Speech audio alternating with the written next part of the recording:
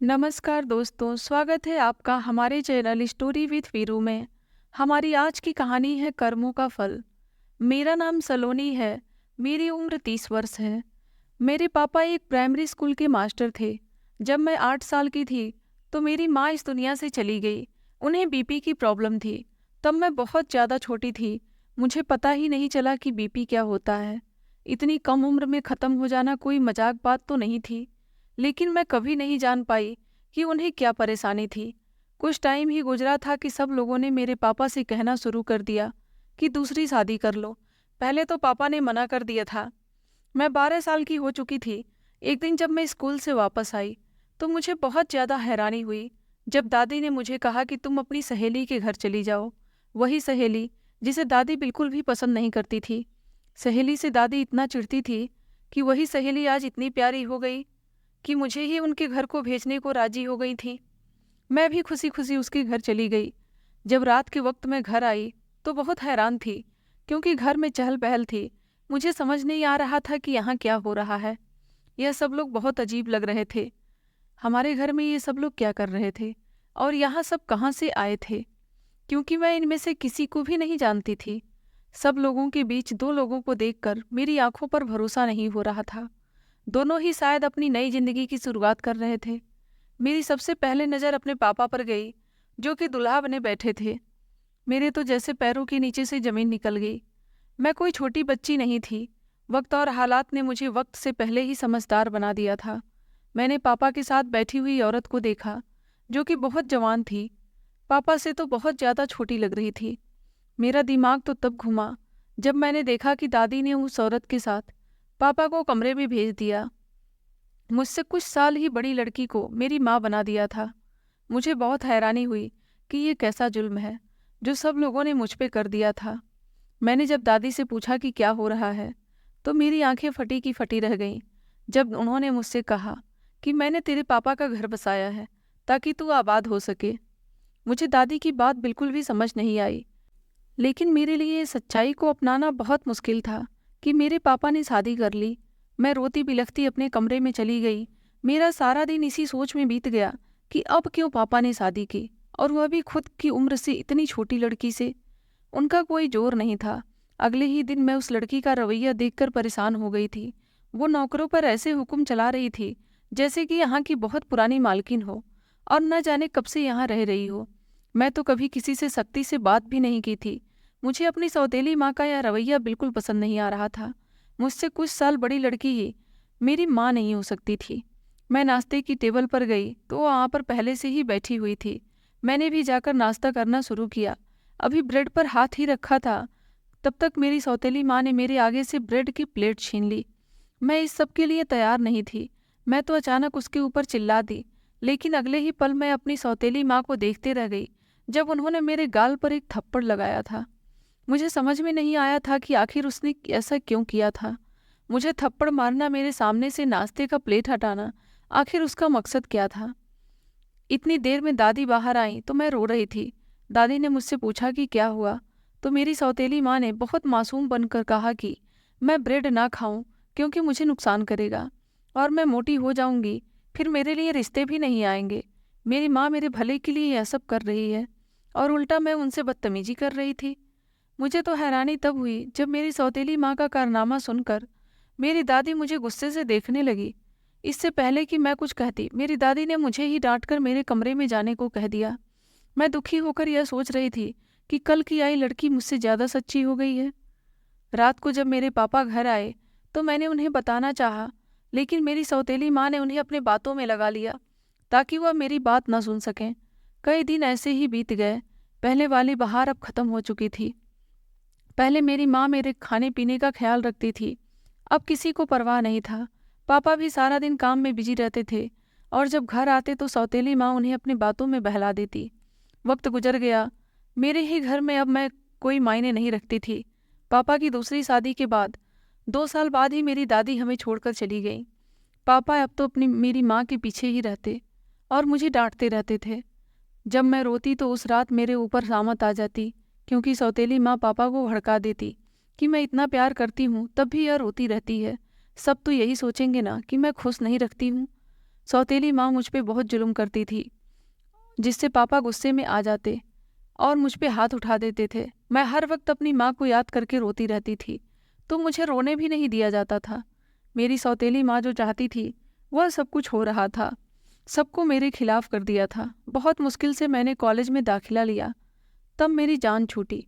मैंने हॉस्टल जाने को कहा तो मुझे रहने की इजाज़त भी दे दी गई। मैं सिर्फ महीने 2 महीने में ही घर आती थी, वह भी सिर्फ नाम का। सुबह आती और शाम में पढ़ाई का बहाना करके वापस चली जाती थी। इस बात पर भी मेरी सौतेली माँ काफ़ी शोर मचाती थी, लेकिन हैरत की बात यह थी कि पापा मुझे वापस जाने से कभी रोकते नहीं थे। एक दिन मैंने अपने घर में रहने को सोचा। अपने घर एक रात के लिए रुकने के लिए गई थी मैं। रात के वक्त जब मुझे कमरे में घुटन हुई तो मैं बाहर आंगन में आ गई। थोड़ी देर के बाद मैंने अपने पापा के कमरे की तरफ देखा तो लाइट जली हुई थी। मेरे पापा का कमरा मेरे कमरे से 2 कमरे छोड़कर था। हल्का सा दरवाज़ा खुला होने की वजह से रोशनी बाहर आ रही थी। मेरे पापा को तो रात में लाइट ऑफ करके सोने की आदत है। लाइट जल रही थी, मतलब पापा जग रहे हैं। तो दिल में छोटी सी ख्वाहिश आई कि पापा के साथ जाकर थोड़ी बातें करूं। मैं पापा के कमरे में चली गई, जहां पापा किताब पढ़ने में व्यस्त थे और सौतेली माँ उनके पास बैठी बातें कर रही थी। अभी मैं अंदर कदम रखती तभी पापा और उनकी पत्नी की बातें सुनकर मेरे रोंगटे खड़े हो गए। मुझे यकीन नहीं हुआ कि अब मेरी सौतेली माँ ने जो कहा कि आप अपने बेटी को घर बुला लें, हॉस्टल ना भेजें, इस पर मेरे पापा ने कहा कि बिल्कुल अपनी माँ जैसी है, यह इसीलिए वहीं रहने दो इसे, जान छूटी है हमारी इससे। मैं पैसा भी अगले महीने से भेजना बंद कर दूंगा, खुद कमाएगी और वहीं पड़ी रहेगी। घर आएगी तो फसाद ही डलवाएगी, अपनी माँ की तरह होगी। मुझे यह सब बात सुनकर बहुत ही गहरा सदमा लगा। मुझे ऐसा लगा कि अपने ही घर में मुझे हर चीज़ काटने को दौड़ रही थी। मैं पापा के बारे में क्या सोचती थी और मेरे बारे में पापा क्या सोचते हैं। मैं वहाँ से रोती धोती वापस अपने कमरे में आ गई। मेरा बस चलता तो मैं इस वक्त वापस अपने हॉस्टल चली जाती। अब तो मुझे फिक्र सताने लगी थी कि अगले महीने में मैं फीस कैसे दिया करूँगी, और 3 साल बाद तो मेरे लिए घर में भी रहने के लिए नहीं होगी। मैं अब नौकरी करने का सोची थी। अगले दिन मैं हॉस्टल वापस चली गई। मैंने अपनी सहेली से जॉब के लिए कहा, उसने मुझे भी नौकरी पर लगवा दिया। सैलरी अच्छी थी, जिससे मेरा कॉलेज का खर्चा और खाने पीने का खर्चा आराम से निकल जाता था। लेकिन अब मुझे रहने की जो फिक्र थी, क्योंकि मेरी पढ़ाई पूरी ही होने वाली थी, सारी ज़िंदगी तो हॉस्टल में बिता नहीं सकती थी। तभी मैंने 2-3 बच्चों से ट्यूशन पढ़ाने के लिए कहा था। मैं अपनी पढ़ाई के बाद बच्चों को ट्यूशन पढ़ाया करती थी। एक दिन मेरी हैरत की इंतहा नहीं रही जब मेरे पास बहुत सारे स्टूडेंट आ गए थे पढ़ने के लिए। मैं उन्हें ट्यूशन पढ़ाने लगी।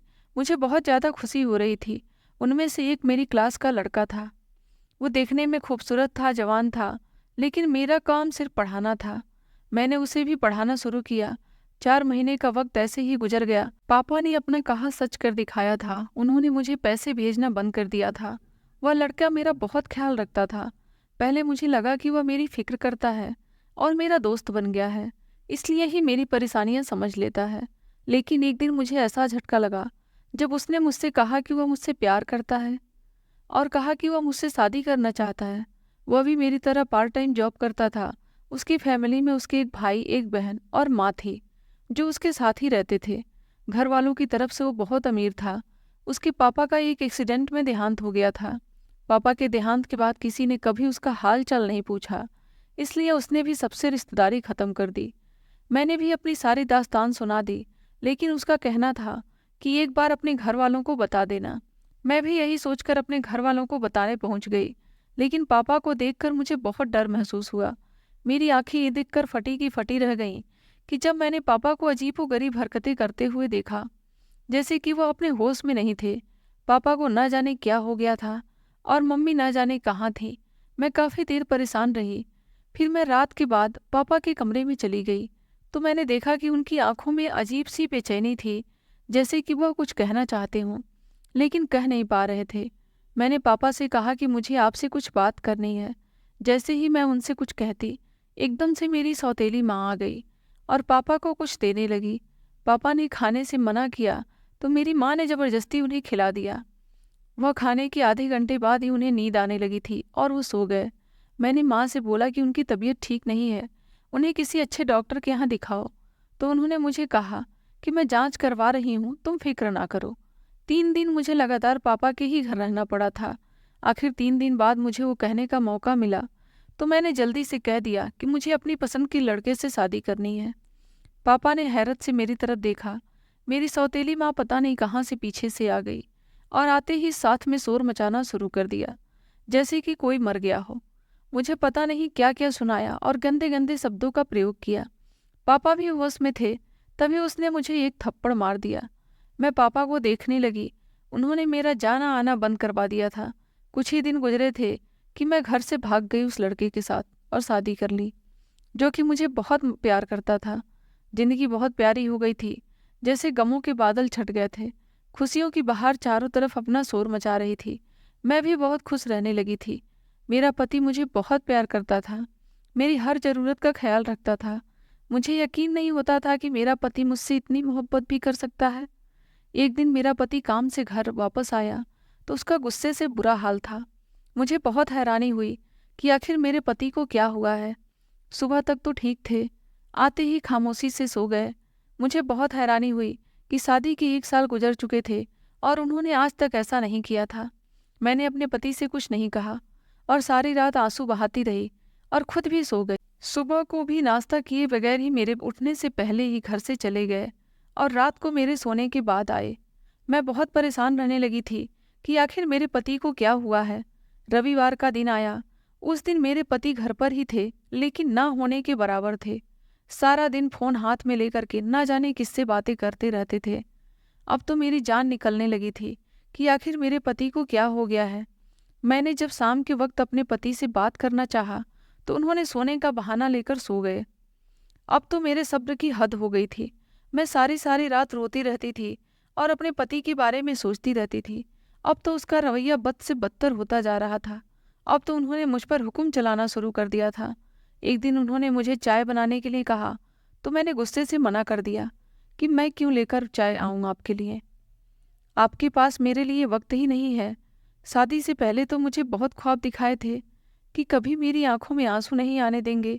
अब तो जैसे मैं कोई मायने ही नहीं रखती। मेरे बोलने पर अपने पति का जवाब सुनकर मेरे होश उड़ गए। जब मेरे पति ने मुझसे कहा कि हाँ, कोई मायने नहीं रखती तुम मेरे लिए।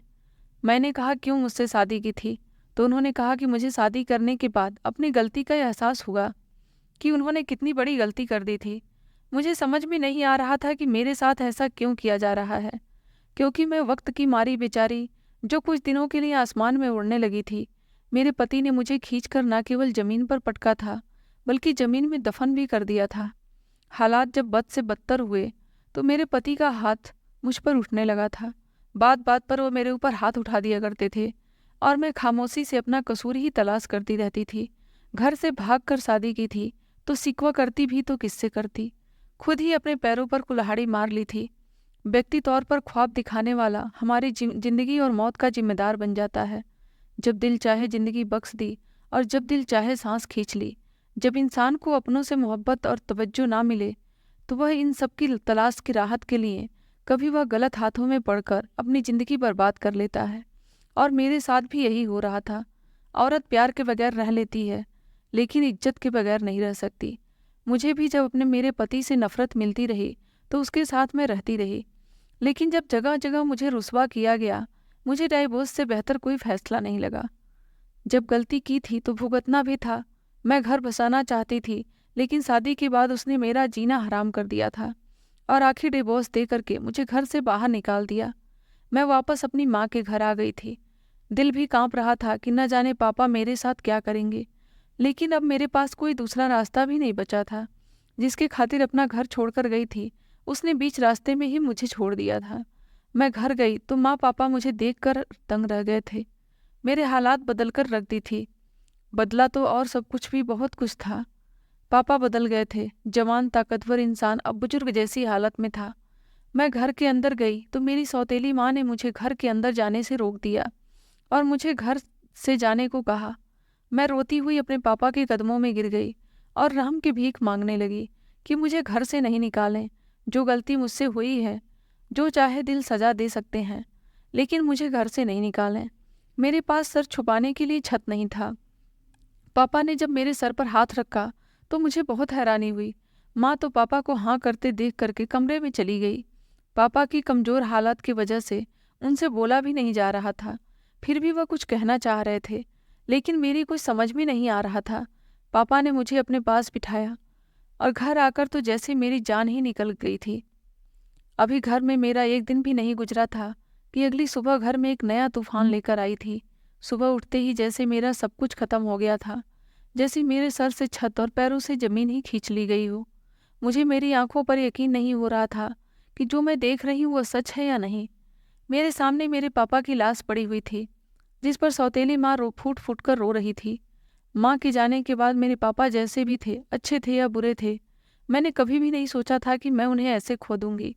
मैं रोती हुई अपने पापा के पास गई और उनसे लिपटकर रोने लगी। लोगों ने मुझे बहुत ताने दिए।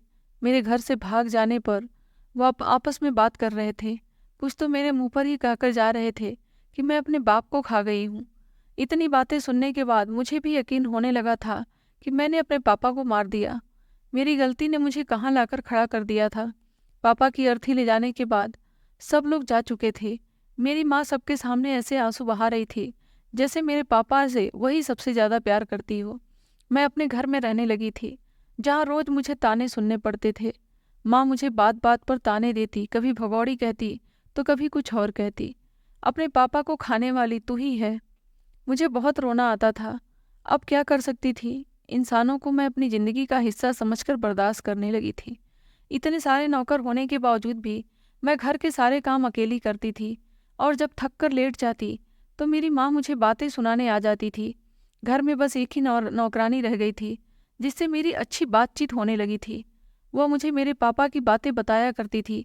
पापा के साथ मेरी सौतेली माँ का रवैया बहुत गलत था।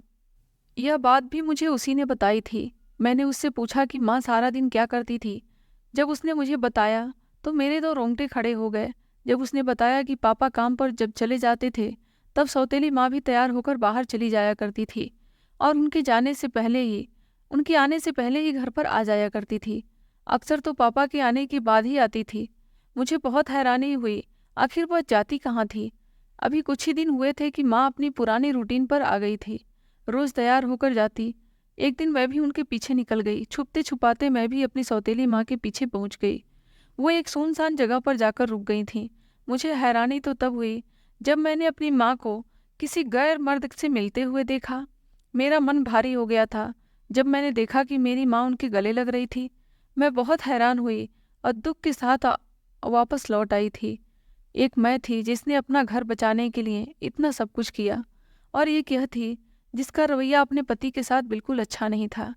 एक दिन मैं सुबह उठी और किचन में गई तो मैंने देखा कि किचन में बहुत सारे व्यंजन थे जो कि बहुत स्वादिष्ट थे। लेकिन मैं हैरान थी कि ऐसा रात में कौन आया है जिसके लिए इतना इंतजाम किया गया है। मुझे बहुत हैरानी हुई थी, लेकिन नौकरानी के अलावा कोई ऐसा नहीं था जो मुझे बता सकता था। लेकिन वह भी उस वक्त माँ के कमरे में ही थी। मैंने थोड़ी देर इंतजार किया और फिर मैं अपने कमरे में चली गई। अब तो हर दूसरे दिन ऐसे ही स्वादिष्ट भोजन तैयार किए जाते थे। एक दिन मैंने नौकरानी से पूछा कि घर में रोज कौन आता है जिसके लिए इतना सब कुछ तैयार किया जाता है। तो पहले तो वो खामोश रही, फिर मेरी तो हैरानी के ठिकाने नहीं रहे जब उसने कहा कि अपनों ही अपनों को मारते हैं, और तुम्हें भी तुम्हारे अपनों ने ही मारा है। घर की नौकरानी कहने लगी कि तुम्हारे पति को तुमसे अलग किसने किया है यह तुम नहीं जानती, लेकिन मैं जानती हूँ। ये तो तेरे साथ जो तेरी माँ ने किया है, आज रात उसके कमरे में जाकर देखना, तुझे सब समझ में आ जाएगा। मुझे लगा कि मेरी सांस ही रुक जाएगी। आखिर मेरा रिश्ता खत्म होने में मेरी सौतेली माँ का क्या हाथ था। अब तो मुझे रात होने का इंतजार था, लेकिन मेरा सोच सोचकर दिमाग खराब हो रहा था। रात हुई तो जैसे मेरा इंतजार खत्म हुआ, मैं अपने कमरे में ही थी। माँ मुझे सोता हुआ देखकर किचन में चली गई। मैंने सोने का नाटक किया। किचन से खटपट की आवाज़ आने लगी। मैंने थोड़ा सा दरवाज़ा खोलकर देखा तो माँ खाना बनाने में लगी पड़ी थी। फिर इधर उधर देखने लगी। उन्होंने एक पुड़िया निकाला और उसमें मौजूद पाउडर सारे खाने में मिला दिया। खाना तैयार करके जब वो कमरे में गई तो मैं भी उनके पीछे पीछे कमरे में चली गई, और जैसे ही मेरी नज़र कमरे में पड़े सोफे पर पड़ी तो मेरे सर पर आसमान टूट पड़ा, क्योंकि मेरा पति बड़ी आराम से कमरे में बैठा हुआ था और मेरी माँ उसकी शान शौकत में ऐसे व्यस्त थी जैसे कोई नौकरानी अपने मालिक की सेवा कर रही हो। मेरा पति एक एक करके सभी चीज चखने में लगा और मेरी हैरानी की इंतहा नहीं रही जब मेरा पति भी मेरे पापा की तरह बेहोश होने लगा, अपने होश हवास खोने लगा। मेरी तो रूह कांप गई कि यह सब देखने के बाद मैं अपने कमरे में चली आई। यह क्या था, मुझे कुछ समझ में नहीं आ रहा था। आखिर मेरे पति का मेरी माँ से क्या रिश्ता है, और जो रिश्ता मैं सोच रही थी वह सोचकर तो मेरी जान ही निकल जा रही थी। मैं बड़ी मुश्किल से रात गुजारी। अगले दिन जब मेरी माँ तैयार होकर बाहर गई तो मैंने नौकरानी के साथ मिलकर एक प्लान बनाया और मैंने सौतेली माँ के कमरे की तलाशी ली ताकि कुछ सुराग मिल सके कि आखिर ऐसा क्या है। नौकरानी को बाहर खड़ा करके मैं माँ के कमरे में चली गई और तलाशी लेने लगी। बाहर तो मुझे कुछ नज़र नहीं आ रहा था। मैंने जल्दी से अलमारी खोली और फिर देखा तो अलमारी के कोने में कुछ पेपर्स पड़े हुए थे। मैंने अभी पेपर्स पढ़ने शुरू ही किए कि दरवाज़ा खुलने का आवाज़ सुनकर मेरे पैरों तले ज़मीन निकल गई। मैं कांपने लगी। मेरी सौतेली माँ क्या करेगी अब? हम में से यह सब कोई नहीं जानता था। अभी तो मैंने पेपर छुपाने ही वाली थी कि नौकरानी की आवाज़ सुनकर मेरी सांस में सांस आई। मैंने नौकरानी की तरफ देखा तो वो खुद खौफ में थी, तो मुझे उस पर भी तरस आया। पेपर्स लेकर मैं अपने कमरे में चली आई। मैं उनके कमरे से निकलने से पहले सारा सबूत मिटा चुकी थी। जब कमरे से बाहर आकर मैंने पेपर पढ़ना शुरू किया तो मेरे पैरों के नीचे से ज़मीन निकल गई। वह पेपर हमारे घर के थे, लेकिन जब मैंने आखिरी पेपर पढ़ना शुरू किया तो मेरी ऊपर की सांस ऊपर और नीचे की सांस नीचे रुक गई। जब आखिरी पेपर पर मेरी नज़र पड़ी तो वह पेपर मेरी डिवोर्स का था। उसके नीचे एक पेपर और भी था। जैसे वह पेपर मैंने पढ़ा तो मेरी जान ही निकल कर रह गई थी। वो पेपर मेरी माँ और मेरे पति की शादी के पेपर्स थे। उसके साथ ही मेरे पापा का डेथ सर्टिफिकेट भी था और पोस्टमार्टम रिपोर्ट भी थी, जिसमें साफ साफ लिखा हुआ था कि पापा की मृत्यु नशे की हैवी डोज की वजह से हुई थी और मेरे ऊपर कितने पहाड़ टूटने वाले थे और क्या क्या होना बाकी था, मुझे समझ में ही नहीं आ रहा था। उससे पहले कि मैं कुछ सोच पाती, उससे पहले कि मेरी माँ ने आवाज़ लगा दी, मैं हैरत में थी कि आज इतनी जल्दी कैसे वापस आ गई। फिर हैरत का दूसरा झटका उसके चीखने पर लगा। मैं अब जल्दी से कमरे से निकलकर बाहर आई तो मेरी माँ ने नौकरानी को मुजरिम बनाए खड़ा किया हुआ था। माँ की बात सुनकर जैसे मेरे होश उड़ गए। वह नौकरानी से कहने लगी थी कि मेरे कमरे में कौन गया था, मेरी चीज़ें इधर से उधर हुई हैं। मुझे माँ की बातों पर आश्चर्य हुआ। घर की नौकरानी, जो कि मेरी माँ की डांट खा रही थी, वो मेरी तरफ देखने लगी। जब उसने मेरी तरफ देखा तो मेरी माँ भी मेरी तरफ देखने लगी, तो मुझे बहुत ज़्यादा डर लगने लगा। लेकिन मैं खामोश नहीं रह सकती थी, इसलिए मैं अपनी माँ पर बरस पड़ी और उनके चेहरे पर तमाम कागज़ दे मारे और मैंने उन्हें बहुत बुरा भला कहा और उसे घर से निकल जाने को भी कहा। लेकिन मेरी आंखें खुली की खुली रह गईं जब वह ज़ोर ज़ोर से हंसने लगी। उस वक्त वो कोई नॉर्मल औरत नहीं लग रही थी, वो पागल औरत लग रही थी। वह होश में नहीं थी। मैंने उसकी तरफ देखा तो वह मुझे देखकर मुस्कुराने लगी और बोली कि तुमने सब पेपर पढ़ ही लिए थे तो यह भी ध्यान से पढ़ लेती कि तुम्हारी सारी जायदाद अब मेरे नाम से है, इसलिए मुझे नहीं बल्कि तुम्हें इस घर से जाने की ज़रूरत है। मुझे लगा कि मेरे पैरों तले से किसी ने ज़मीन खींच ली हो। मैं अपने रूम में गई और अपना सारा सामान उठाकर घर से बाहर निकल गई। मुझे भगवान के सिवा किसी पर भरोसा नहीं था। मैं रोती हुई अपनी ही सोच में चलती जा रही थी। मुझे एक पुराना वृद्धाश्रम दिखाई दिया। उस घर में बहुत सारे औरतें रहती थीं। उन्होंने मुझे अकेला देखकर अपने साथ रहने के लिए कहा। अब वही मेरा ठिकाना था। इसके अलावा जाती तो कहाँ जाती मैं। कई साल मैं वहाँ रही। मैं नहीं जानती थी कि मेरा पति और मेरी सौतेली माँ के बीच क्या हो रहा है। एक दिन वहाँ की इंचार्ज हम लोगों को बाहर घुमाने के लिए लेके निकली थी। रास्ते में जाम की वजह से मेरी गाड़ी रुकी। तब मैंने देखा कि मेरा पुराना पति लोगों की गाड़ियाँ साफ कर रहा था। मेरे तो रोंगटे खड़े हो गए। मेरी गाड़ी देखकर वो वहाँ आया और गाड़ी साफ करने लगा। अंदर मुझे पाकर उसके होश उड़ गए, लेकिन इस बार मैंने अपनी नज़रें फेर ली। भगवान जाने उसके साथ ऐसा क्या हुआ था जो वह इस हालत में था। पूरे रास्ते मैं इन्हीं सोच में परेशान रही। वृद्धाश्रम वापस आते ही हमने सामान रख दिया और देखने लगे कि पास में ही एक औरत को देखकर मैं दंग रह गई थी कि यह भगवान का कुदरत है कि वह व्हील चेयर पर बैठी अपने मुंह को लटकाए हुए थी। जवान औरत थी, बरसों की बीमार लग रही थी। मैंने एक औरत से पूछा तो उन्होंने मुझे बताया कि इसने अपने पति का कत्ल किया है और उसकी सारी जायदाद अपने नाम पर करा ली और दूसरे पति को नशेड़ी बना दिया। न जाने किस किस की बद्दुआ का असर था कि यह बिस्तर पर पड़ गई और उसके घर वाले इसे यहाँ छोड़ गए। पिछले 4 महीने से यह यहीं पर है। मेरी आंखों से लगातार आंसू बह रहे थे क्योंकि वो औरत कोई और नहीं बल्कि मेरी सौतेली माँ थी। भगवान की इंसाफ पर मेरा दिल खोलकर रोने को मन कर रहा था। वह कैसे कैसे इंसाफ करते हैं। दोस्तों, उम्मीद करती हूँ आपको हमारी कहानी पसंद आई होगी।